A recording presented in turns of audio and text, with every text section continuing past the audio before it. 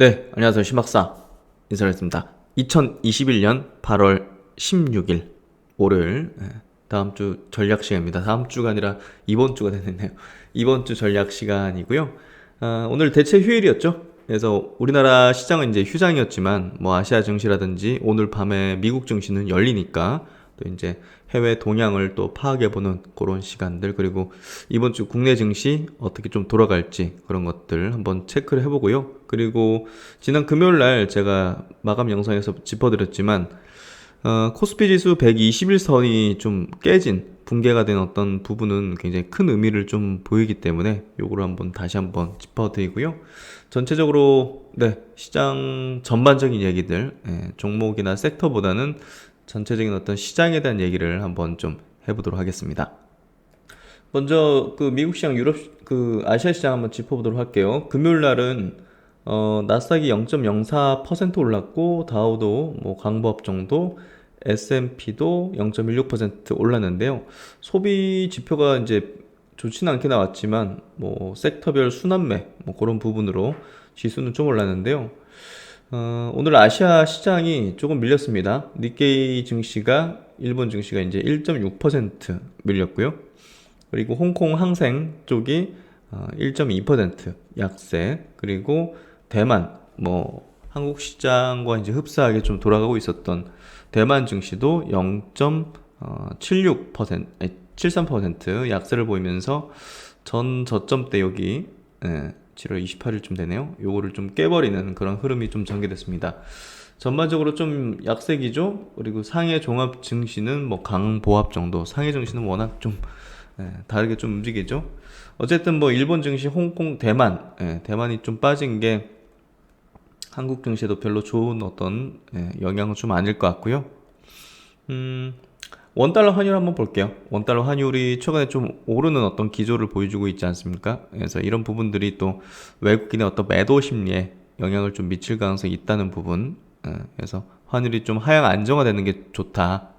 그런 부분에서 최근에 중장기 이평선 요를 좀 돌파를 시키는 어떤 흐름이 전개된 거는 이게 조금은 리스크 관리가 좀 필요한 어떤 환율 흐름이라고 좀 볼 수밖에 없을 것 같고요.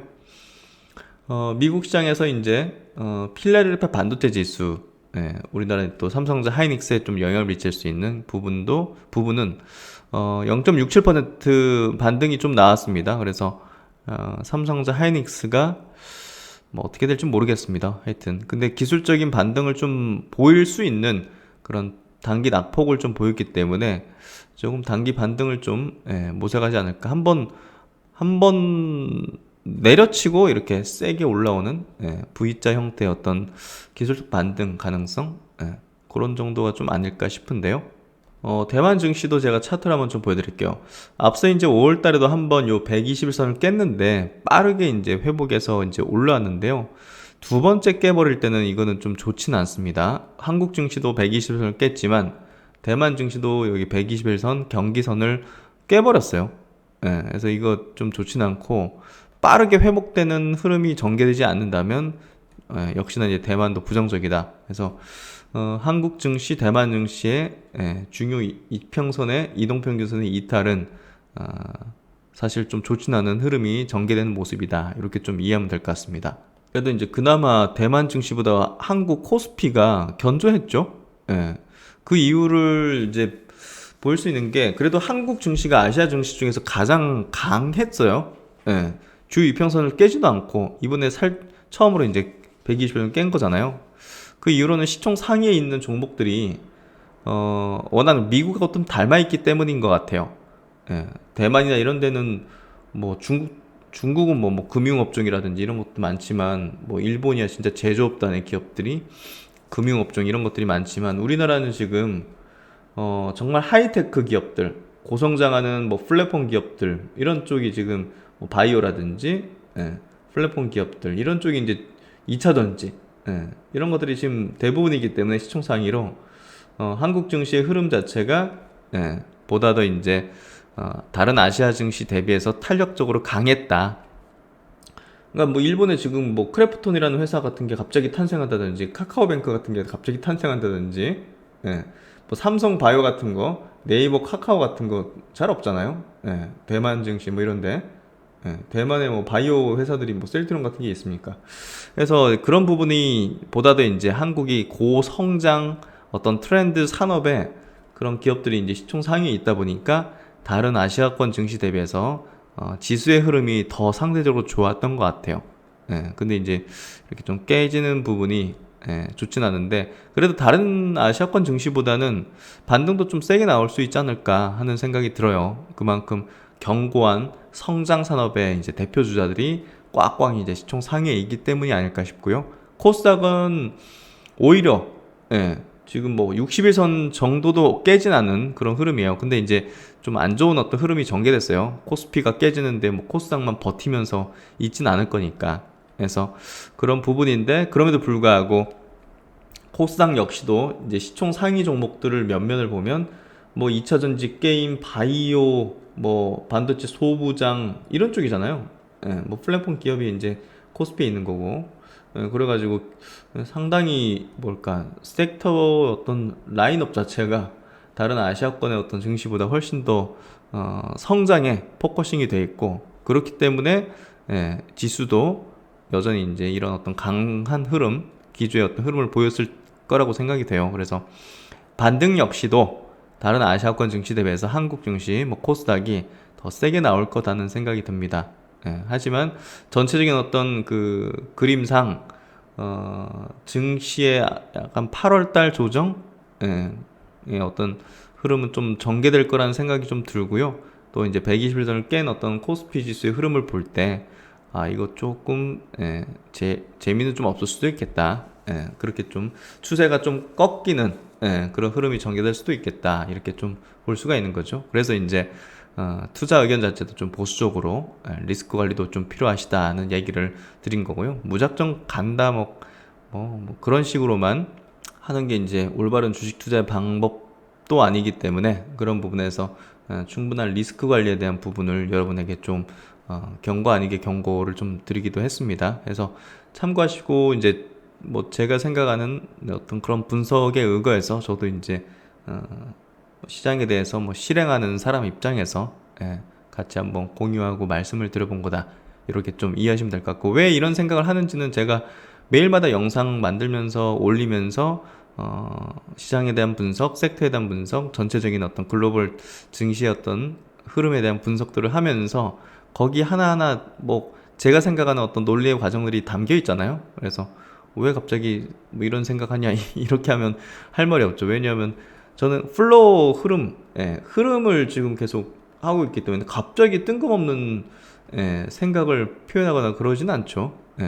여러분과 함께 모든 거의 어떤 의견의 그 흐름을 의견의 흐름을 공유하고 있잖아요. 그래서 과거의 영상들을 보지 않으셨던 분들은 찬찬히 하나하나 보신다면 왜 이런 얘기를 이런 생각들을 얘기들 드리는지 명확하게 좀 이해하실 거라 생각합니다.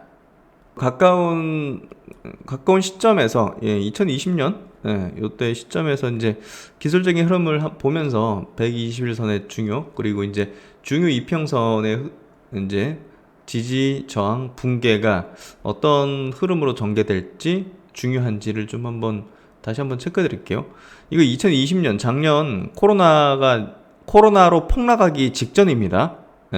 제가 왜 이제 어느 시점에서 제가 거의 대부분의 계좌 현금화를 해가지고 그나마 이 위기를 조금 회피할 수 있었는지를 좀 말씀드리면 코스피 지수가 이제 막 뭐 2차전지든 뭐 테슬라 막 미국에서 막 급등해가지고 네이버 카카오도 막 가기 시작하려고 하는 그런 시점에서 지수가 이렇게 좀 가는 흐름이었어요. 근데 481선 2년간의 이동평균선이 여기 떡 버티고 있는데 이걸 돌파했는데 다시 깨버렸어요. 중국에서 갑자기 뭐 코로나 뭐 바이러스 그러는데 뭐 긴가민가 했죠. 뭐 사스 같은 거지 뭐 하면서 이런 식으로의 의견이 좀 대다수였고 뭐 그런 부분 때문에 많은 투자자가 크게 생각 안 하면서 간과했죠. 근데 이제 그때부터 뭐 바이오 쪽에 이제 진단키트라든지 이런 쪽에서는 조금씩 이제 매집하는 세력들 큰 손들이 좀 나타나기 시작했던 걸로 보여지고요. 그리고 이제 금방 다시 또 이렇게 반등 나오면서 별거 아니네 하는 식으로 좀 돌아갔던 것 같은데 코로나 이제 확진자들이 막 중국을 넘어서 이제 뭐 한국이라든지 다른 쪽으로 이제 퍼지기 시작하는 흐름이 좀 전개됐던 것 같아요. 그런 것들이 갑자기 여기 241선 1년간의 이동평균선을 장대 음봉으로 확 깨버리면서 뭔가 좀 시장의 위기가 좀 감지됐죠. 그리고 이제 그걸 알 수 있었던 게 거래 대금이 붙으면서 보십시오. 다른 날보다 거래 대금이 붙으면서 음봉 크게 만들었죠. 떨어질 때 거래 대금이 늘어나는 것은 좋지 않은 신호입니다. 하락의 어떤 그 시그널이 굉장히 좀 강한. 그래서 조정이라면 하락 이렇게 가다가 조정이라면 거래량이 뭐 이렇게 거래량이 늘어나다가 이렇게 급감해야 조정이라고 하지. 거래량이 막 엄청나게 늘어나면 팔고자 하는 사람이 많았기 때문에 이렇게 나왔구나 하는 하락의 힘 방향 쪽으로 우리가 볼 수 있는 거기 때문에 이렇게 장대 응봉과 대량 거래량이 동반되면서 중요한 이평선을 이동평균선을 붕괴시켜 버리는 것은 굉장히 좋지 않은 시그널입니다. 그래서 이때 이거 뭔가 좀 이상하다는 생각을 했었고, 그 다음에 이제 펼쳐졌던 흐름은 이랬습니다. 아까 241선을 깼던 게 여기입니다. 근데 뚜뚜뚜뚝 빠져버리죠. 그래서 저도 이제 못 팔았죠. 당연히. 못 팔았는데 반등 나오면 팔겠다는 생각을 가졌습니다. 그래서 여기서 싹 다 정리했죠. 그래서 뭔가 좀 이상하다. 이 코로나 때문일지는 모르겠어요. 몰랐지만 외국인이 대량으로 팔기 시작했고 삼성전자 하이닉스도 대량으로 팔기 시작했어요 이때. 그래서 이거 반등 나오면 그냥 일단 정리하고 봐야겠다. 그래서 여기서 이제 거의 대부분 다 정리했죠. 그래서 다행스럽게도 이제 요 구간을 리스크를 좀 회피하면서 이제 바닥을 확인하고 이제 서서히 여기서부터 거의 최저 바닥부터 사기 시작했던 것 같아요. 그래서 주주쭉 사면서 이 상황을 과거에는 이제 정말 뭐 폭락하는 어떤 시장에서 정말 멍하니 쳐다보면서 저도 큰 손실을 봤지만 이때는 과거의 경험을 바탕으로 조금 더 민첩하게 행동했고 요때 시그널을 굉장히 좀 중요하게 저는 보면서 반등 시에 정리하는 그런 액션을 좀 취했었습니다. 그래서 지금 같은 경우도 리스크를 관리하겠다는 거죠.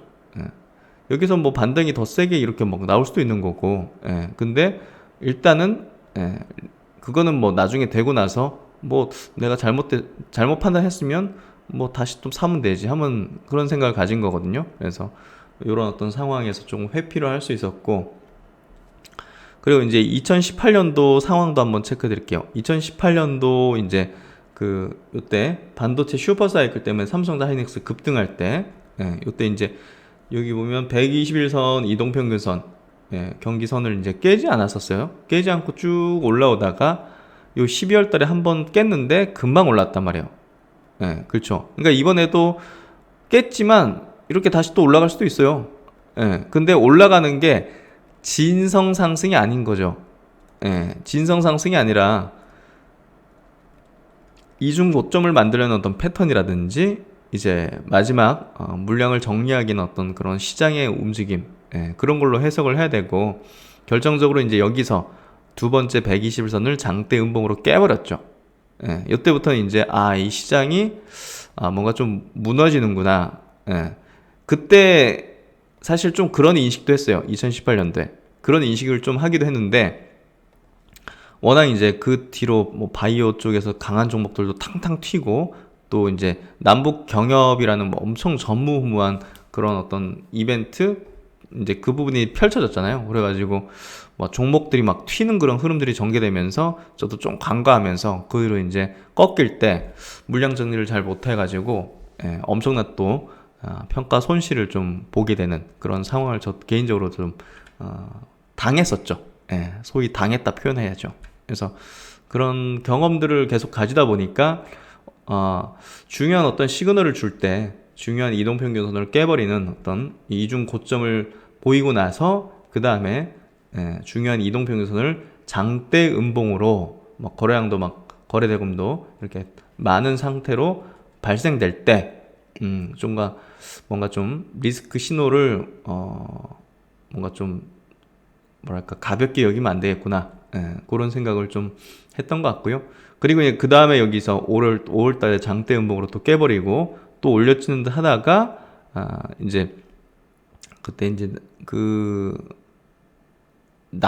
이제 북미죠. 북미 간의 이제 만남.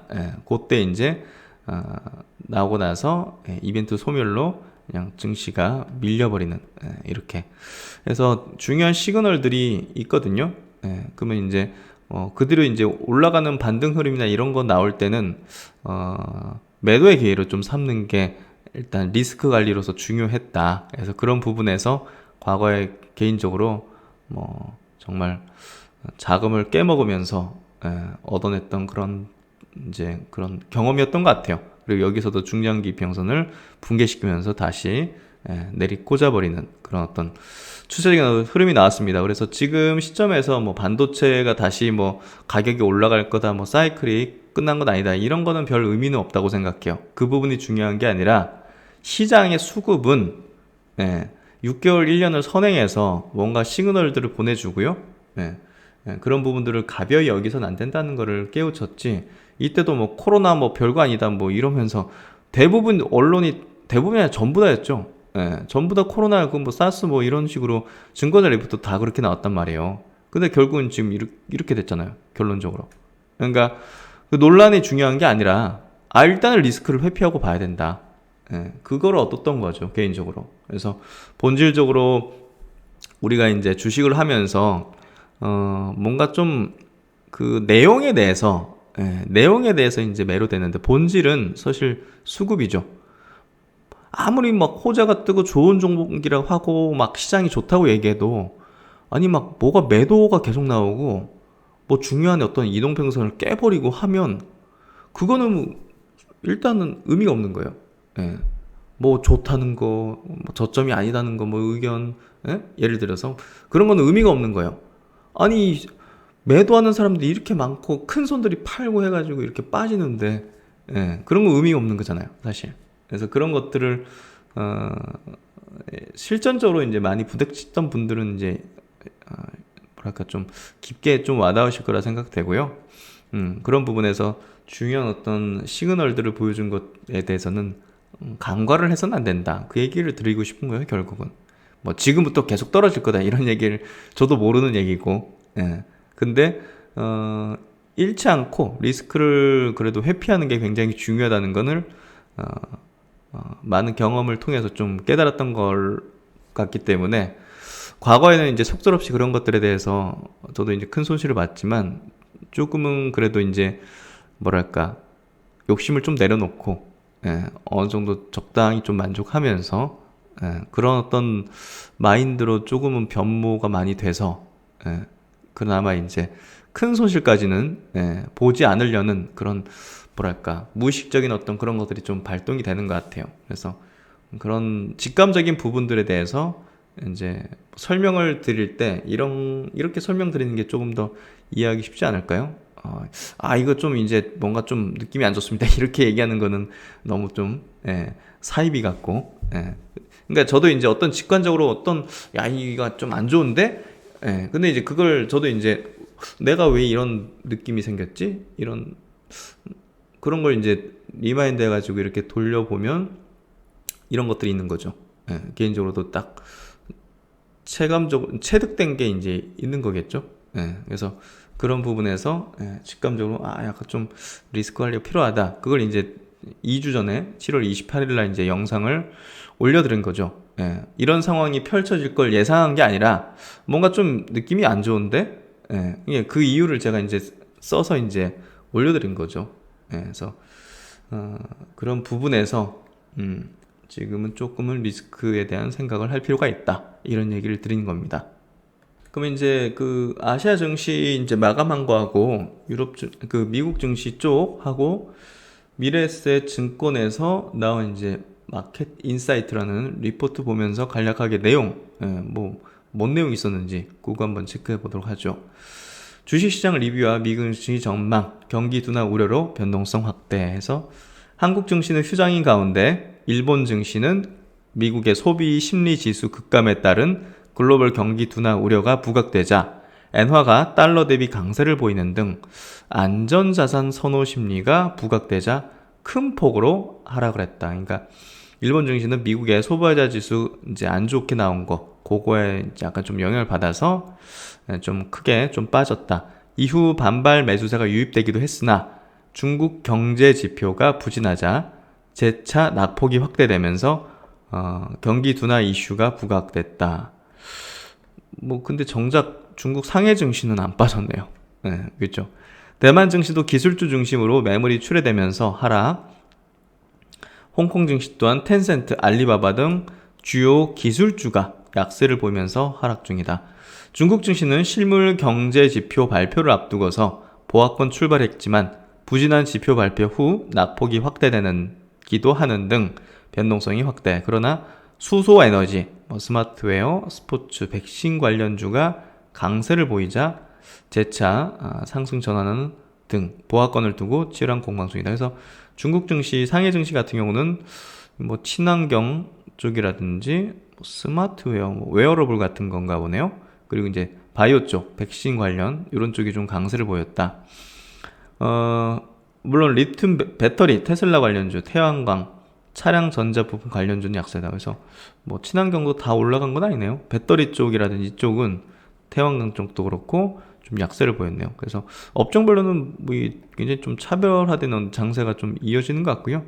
중국이 뭐 7월 산업 생산 지난달 발표나 예상보다 둔화된 전년 대비 6.4% 증가에 그쳤고, 중국도 어떤 경제 지표들이 그렇게 좋게 나오는 건 아닌가 보여요. 조금 부진한 식으로 좀 발표가 되고 있다. 그래서 중국 실물 경제 지표가 좀 부진한 부분이 또 아시아권 증시 약세를 좀 만들었다.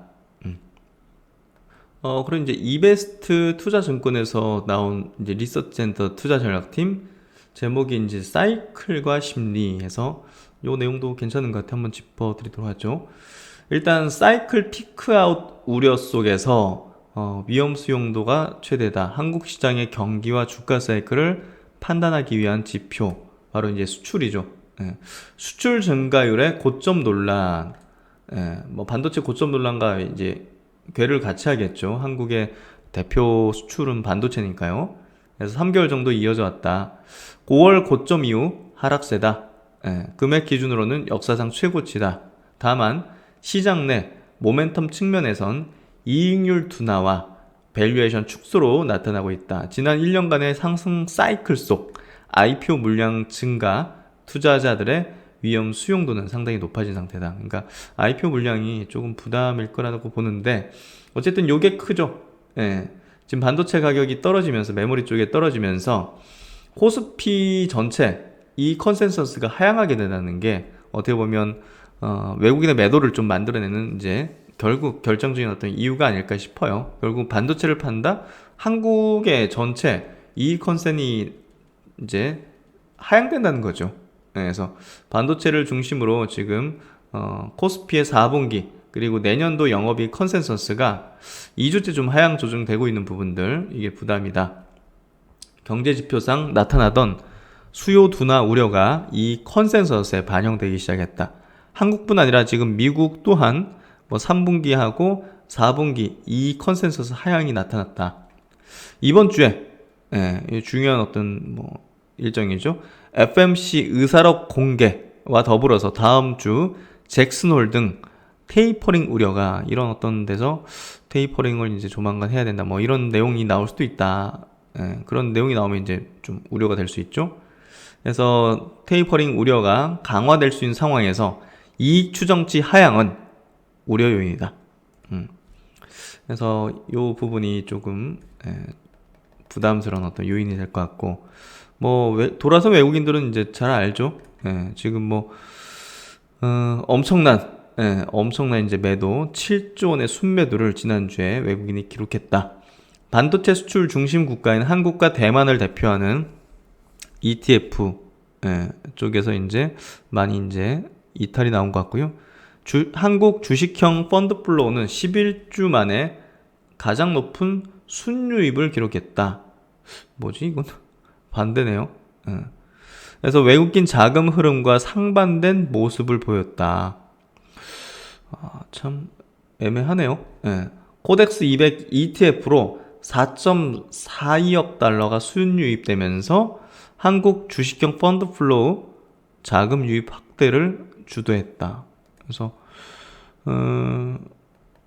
참 삼성전자 하이닉스에 대해서만 그냥 내다 팔고 뭐 나머지는 뭐 대량으로 좀 사는 어떤 뭐 그런 경향을 보이는지 어쨌든 ETF 유입되고 있다는 건 또 뭐 긍정적인 포인트니까요.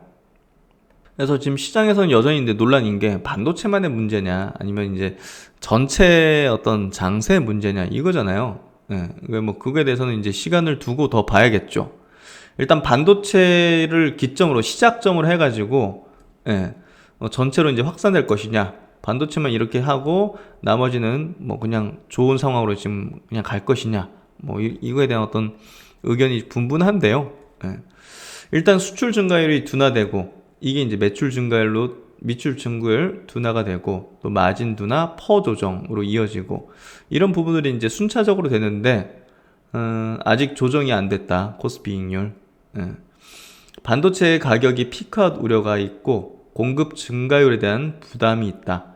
이는 곧 한국 수출은 곧 한국 기업들의 매출 증가율이 중요한 이유는 고정비 커버 등 영업 레버리지와 관련된다. 즉 수출 증가율 둔화는 이익 둔화 사이클로 이어졌던 그런 경험을 갖고 있다. 그래서 여기서 보면 이 그래프 잘 돼 있네요. 이제 얼마 전에 제가 셀트론하고 셀트론 헬스케어 이제 실적 발표 때 그려졌던 건데 더 깔끔하게 돼 있네요. 예. 그 가격 요 진한 선이 가격의 어떤 등락 차트고 이익의 차트가 이제 점선으로 된 건데 이익이 이제 이익이 줄기 전부터 주가는 좀 정점을 찍죠. 그냥 선행하는 거죠 주가가. 그리고 이제 이익이 이렇게 꺾이는 흐름 속에서 주가는 선행해서 빠지기 시작하는 흐름. 이게 이제 결국 이제 주가가 선행한다는 그런 거기 때문에 수급이 더 우리가 더 민감하게 봐야 된다는 거죠. 뭐 실적 좋은데 아직 수급은 먼저 움직인다는 거죠. 그래서 그동안 보면 한국 수출이 요 검은색 선이죠. 수출 증가율이 좀 꺾기 시작할 때 코스피 전체 영업이익률 자체가 좀 후행적으로 좀 꺾이기 시작했다. 그래서 지금 한국 수출이 좀 이제 한국 수출의 증가율이 좀 둔화되는 흐름이 지금 전개되는 흐름에서 그럼 코스피 전체 이제 이익률도 조금 이제 전환점을 맞이하는 흐름이 되지 않겠는가 하는 게 여기 이제 데이터 나온 거고요. 한국 수출은 결국 이제 반도체하고 연결되는 거죠. 그래서 반도체를 뺀 한국 수출이 연한선, 진한 선이 이제 반도체 수출인데 동행하는 거죠. 이렇게. 그래서 그런 부분에서 과거의 어떤 통계학적으로 접근해서는 이렇다는 거죠. 근데 지금 워낙 이제 한국의 수출 구성이 조금 다르잖아요. 옛날엔 반도체 잘 되면 우리나라의 뭐 전기전자 섹터라든지 뭐 이런 것들이 시총 상위고 그리고 이제 거기에 따라서 선박이나 뭐 이런 것들까지 같이 연동됐기 때문에 경기 사이클에 이제 연동됐지만 지금 시클리컬하지 않은 업종 예를 들면 뭐 전기차 배터리라든지 네이버나 카카오 해외에서 이제 하는 뭐 그런 것들 바이오 뭐 삼성바이오 셀트론이 이제 무슨 뭐 반도체 경기하고 뭔 상관입니까? 그렇기 때문에 과거의 통계가 지금 앞으로도 맞을 거라는 거는 조금 제가 볼 때는 명확하지 않을 수도 있죠.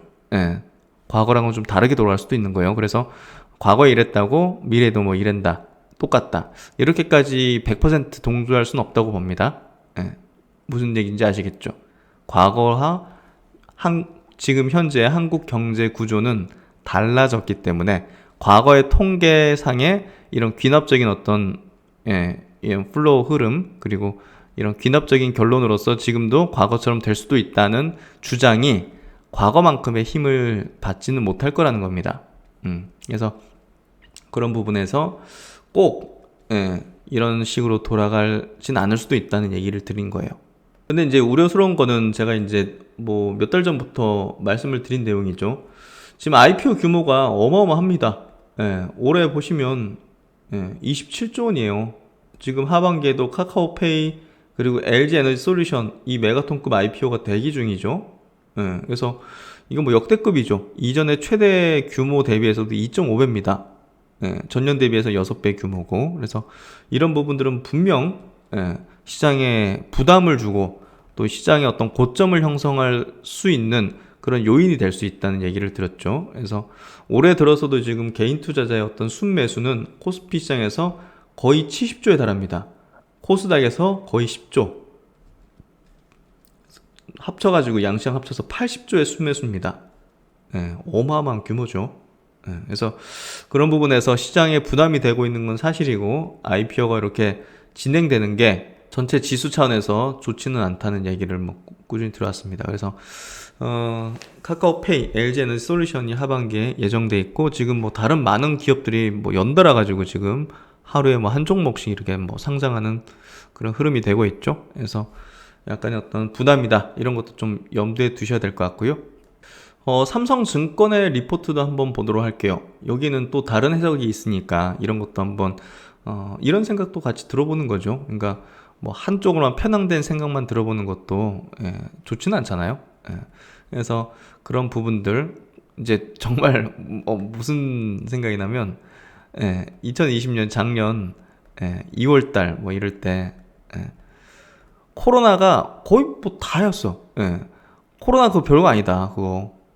그래서 시장에서도 뭐 사스점 지나간다 해가지고 저점 매수 뭐 비관할 필요 없다.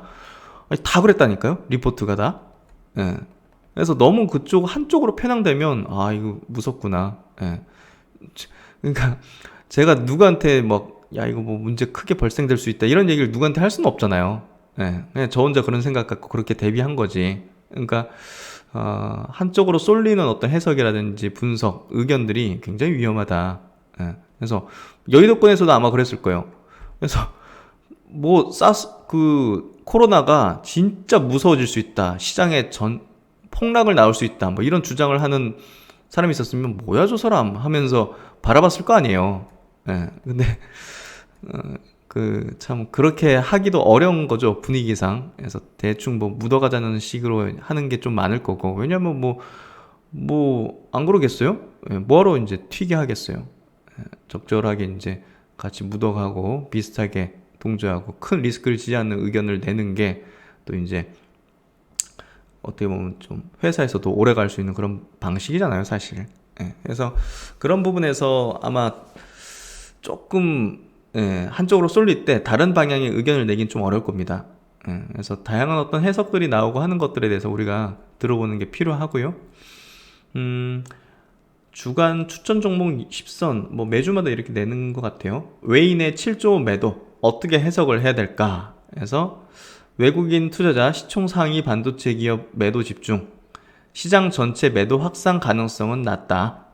대응 전략, 급락 종목에 대한 저가 매수보다는 견조한 주가 흐름을 보였던 종목 중심으로 대응하자. 시장이 빠질 때 항상 나오는 얘기가 뭐냐면요, 종목에 집중하자. 근데 뭐랄까, 시장이 작년 이제 코로나 때 시장이 급락하니까 종목들이 좋고 나쁘고 문제 없죠. 그냥 싹 다 빠져버리죠. 그래서 지금은 시장이 좀 더 중요한 구간이라고 생각해요. 투자 아이디어는 모빌리티 쪽으로 대응하자. 최근에 전기차 배터리나 이런 쪽이 좋았으니까 그쪽으로 대응하는 게 좋지 않겠는가, 이렇게 좀 의견을 내는 것 같고요. 원화 약세가 시장의 공포 심리를 자극하는 형국이다. 다만 과도한 비관론은 경계할 필요가 있다. IT 비중이 높은 대만 증시를 제외한 나머지 신흥시장의 견조한 시장 흐름, 그리고 이제 상대적으로 안정적인 국내외 시장 변동성 지표가 뭐 그렇게 높아지는 않았다, 이런 얘기고, 외국인 투자자의 채권 시장 순매수 기조, 시장 진짜 리스키하다 보면 채권이든 뭐든 다 팔 텐데, 작년 코로나 때가 그랬죠. 금까지 팔아 제꼈죠. 등을 고려할 때 외국인의 반도체 주식 매도가 우리 시장 전체 매도로 확산될 가능성은 낮다는 판단이다. 우리가 지속 강조해온 모빌리티 기업들의 주가는 이번 조정 구간에서도 견조한 흐름이다. 시장 성장과 신규 투자 모멘텀이 있는 자동차 배터리 소재 전장 기업 중심의 포트폴리오는 여전히 유효하다. 다만 글로벌 델타 변이 확산이 지속되고 있다는 점을 감안해 볼 때 호텔 신라를 편입 제외하였다. 일단 뭐 컨택 주식들 별로 부담이다는 이제 의견 같고, 단기 추천은 제외되었지만 중장기로 접근하고자 하는 투자자에게 리오픈 테마는 이번 조정 구간이 좋은 매수 기회가 될 것이라고 생각한다. 그래서 그럴 것 같긴 해요. 그렇죠. 어차피 델타 변이 뭐 그런 것들이 좀 급락할 때 이런 리오픈 관련된 기업들 뭐 저가 매수 기회는 될 것 같은데, 사실 이게 재무 구조가 안 좋아지잖아요. 이게 오랜 기간 코로나 때문에 영업을 못한 호텔업이라든지 뭐 카지노업이라든지 항공업이라든지, 그래서 그런 것들이 부담이라서 저는 투자하고 싶진 않더라고요. 보통 시장이 급락하면 투자자들은 하락 종목에 접근하는 경우가 많다. 주가가 상대적으로 싸 보이기 때문이다. 하지만 급락장에 강한 종목들이 향후 새로운 주도주가 될 확률이 높다. 그렇죠. 이거는 맞아요. 급락장에서도 보다 더 잘 지지를 받아주던 종목들이 향후에 또 주도주가 될 가능성이 높은데요. 저는 바이오 업종에 많은 종목들이 잘 받쳐주는 종목들이 좀 많거든요. 그래서 하반기에 지수 출렁임에도 그래도 이제 바이오 업종에 대해서는 좀 우호적으로 바라보는 이유라고 볼 수 있고요. 급락장에서 투자들이 팔지 않았다는 것은 향후 실적과 성장에 대한 기대가 견조하다는 것을 증명하기 때문이다. 그래서 뭐 이런 어떤 종목들을 뭐 삼성바이오, 이마트, LG 넥스원 이런 것들을 뭐 신규 편입을 했다. 당분간 시장보다는 나무, 즉 종목을 보면서 좋은 기업을 선별하는 작업이 필요한 때다. 이렇게 삼성증권에서는 얘기를 하고 있습니다. 한번 이런 다양한 어떤 해석들을 하니까요. 이런 것들을 참고해 보시고요. 그래서 이제 이번 한 주 일단 반도체 이제 삼성전자, SK하이닉스의 반등이 중요할 것 같아요. 어느 정도 구간에서 이제 여기선 더 이상 매도물이 좀 외국인의 매도가 좀 안 나오는 그런 구간이 좀 나오는 게 중요할 것 같아요. 지금 비중도 삼성전자 비중도 20% 미만으로 떨어졌네요. 19.43%, 440조 수총이고요. 여기 이제 어느 정도 하락을 멈추는 게 제가 볼 때는 지수에서 가장 중요한 포인트가 될 것 같습니다. 뭐 그거는 뭐 그 누구도 알 수 없고 외국인의 수급에 달려있는 문제 같고요. SK하이닉스도 이제 1% 반등 정도 나왔지만 약했어요, 반등이. 그리고 이제 중장기 이평선 걸쳐 있고 아직 5일선 회복을 못했다는 측면에서 본다면 조금은 아직까지는 좋지는 않은 그런 흐름이 있다. 그래서 요 빠르게 좀 급반등 나오는 게 좀 중요할 것 같고, 이 정도면 뭐 더 이상 떨어질 이유가 없다는 그런 시장 참여자들의 어떤 합의, 그런 것들이 좀 필요할 것 같아요. 그래서 한번 이번 주 시장 삼성전자 하이닉스가 중요한 키를 좀 쥐고 있다. 이렇게 좀 보면 될 것 같고, 저는 좀 반등이 좀 세게 나올 수 있는 가능성, 그게 좀 열려있지 않을까 생각이 됩니다. 그래서 너무 뭐 부정적으로 보지 마십시오. 시장이 고점을 형성하는 것도 굉장히 오랜 기간 고점을 왔다 갔다 하면서 이제 만드는 거기 때문에 뭐 갑자기 막 급락하면서 이제 시장이 끝장났다 이렇게 바라볼 필요 없습니다. 그래서 차분하게 같이 한번 대응해 나가면서 현명한 결정들을 하시는데 또 도움이 될 수 있도록 저도 최선을 다해서 꼼꼼하게 시장을 좀 짚어보도록 하겠습니다. 네, 하여튼 뭐 황금 연휴였죠? 다들 편히 휴식도 잘 취하셨으리라 생각하고요. 다음 주라도 자꾸 이번 주 또 시장을 위한 충전 잘 마무리하시고 신박사는 또 다음 시간 내일 또 뵙도록 하겠습니다. 편안한 저녁 시간 밤 되시고요. 언제나 여러분을 위해서 현명한 동행 파트너 되도록 하겠습니다. 시청해주셔서 감사합니다.